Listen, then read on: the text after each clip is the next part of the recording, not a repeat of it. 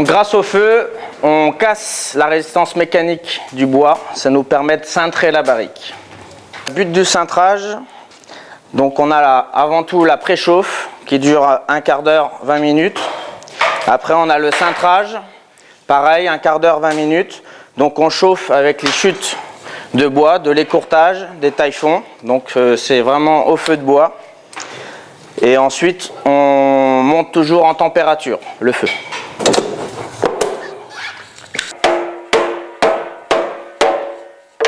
Là, nous sommes à l'étape du businage, donc qui consiste, une fois cintré, réaccosté, de faire la chauffe à la demande du vigneron.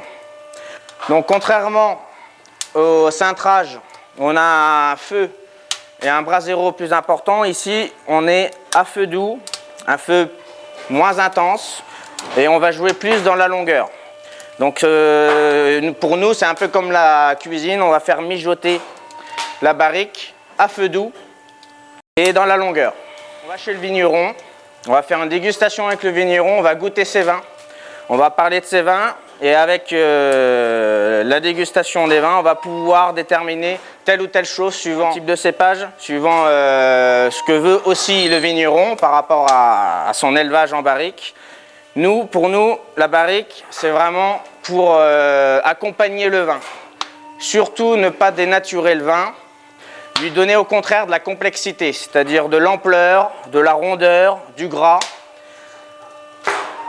Un rapport avec le vigneron très lié pour pouvoir vraiment déterminer les chauffes appropriées. Pour ça, il faut un séchage des douelles du Mérin de 2 ans, naturel, à claire-voie. Ensuite, des chauffes traditionnelles au feu de bois. Chez nous, c'est vraiment des chauffes artisanales.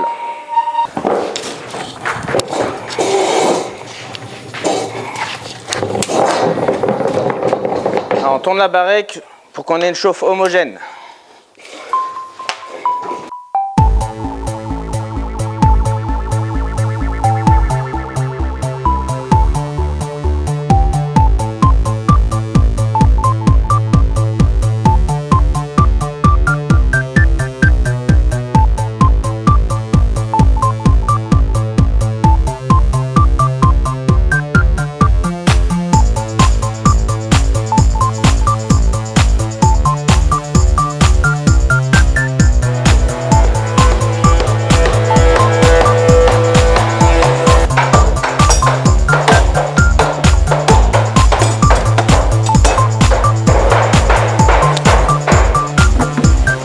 Cet outil à un tape-cul, vulgairement, pour taper au cul du fond. Et ensuite, on utilise des tire-fonds pour insérer le fond dans le jable.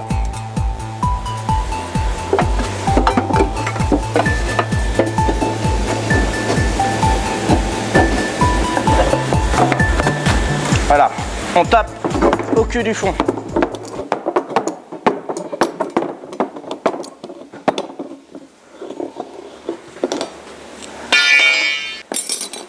On finit de serrer.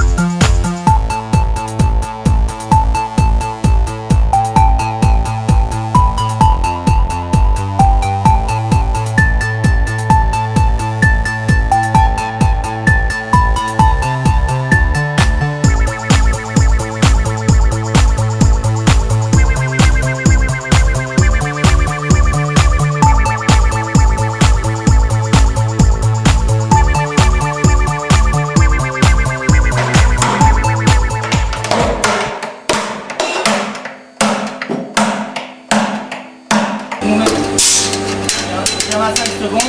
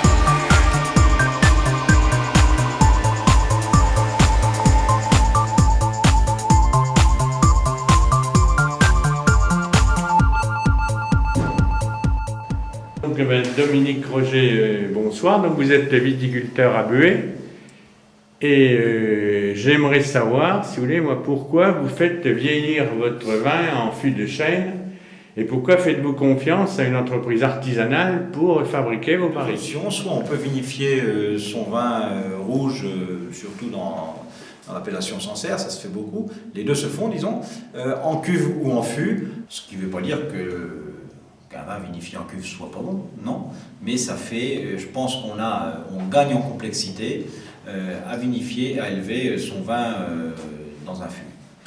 Donc voilà, ce qui est intéressant, c'est qu'ils choisissent eux-mêmes les chênes dans les forêts.